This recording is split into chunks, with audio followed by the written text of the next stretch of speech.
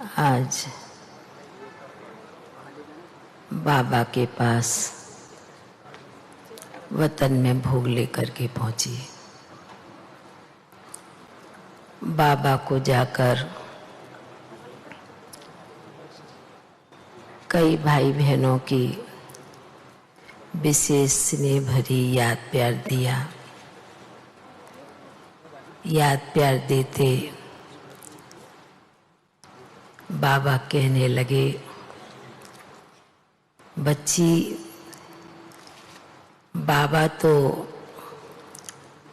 संगम के समय विशेष रूप से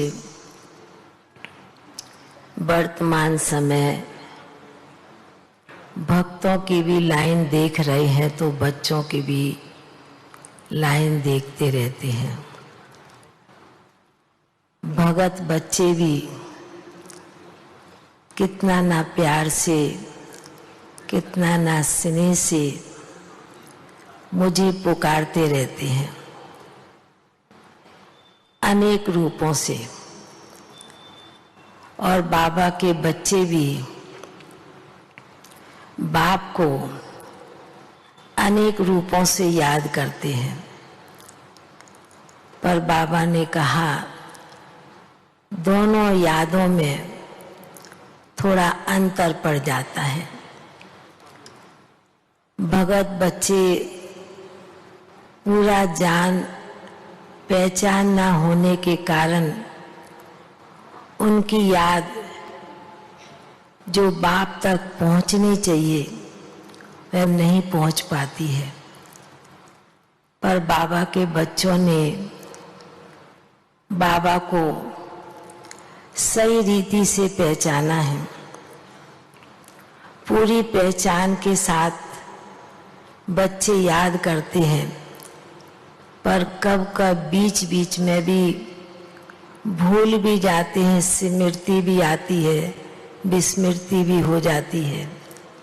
पर बाबा ने कहा कि बाप को तो दोनों ही प्रकार के बच्चे, क्योंकि आज वह भक्त बच्चे हैं, बाबा ने कहा कल वह योगी सहयोगी बच्चे भी बन जाते हैं।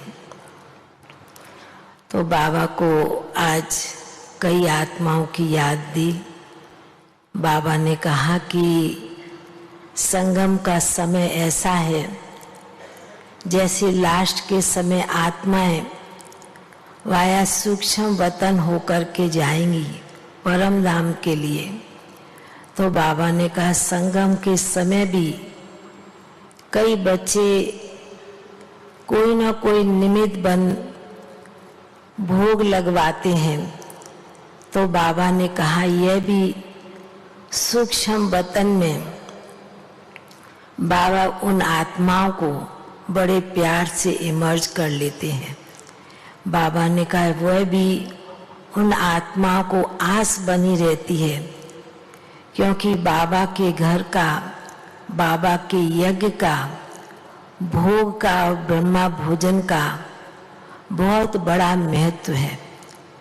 तो बाबा ने कहा यह भी आप ब्राह्मण बच्चे ही जानते हैं, दुनिया में भी अनेक भगत अनेक प्रकार का भोग चढ़ाते हैं, पर पूरी पहचान नहीं होती। पर संगम के समय तो बाप बच्चों का दिल से बनाया हुआ, दिल से भेजा हुआ भोग बड़े प्यार से स्वीकार करते हैं। फिर तो बाबा के सन्मुख भोग की थाली रखी थी। बाबा के भोग के सामने जिन आत्माओं को आज विशेष रूप से हरीश भाई और भी आत्माएं थी, उनको बाबा ने इमर्ज किया। बाबा ने कहा कि कई आत्माओं का अंत के समय कुछ पेट में अन्न भी नहीं जाता है, पर बाबा वतन में इमर्ज करके उन आत्मा को तृप्त कर देते हैं, भरपूर कर देते हैं। जो अगला जन्म भी होवे तो बाबा ने कहा वो आत्मा खाली नहीं बल्कि बढ़ती होके भरपूर होकर के जावे। ऐसे कहते हुए फिर बाबा ने सभी भाई बहनों को बहुत बहुत स्नेह भरी दिल की याद प्यार दिया। बाबा का याद प्यार लेकर नीचे पहुंच गए। ओम शांति।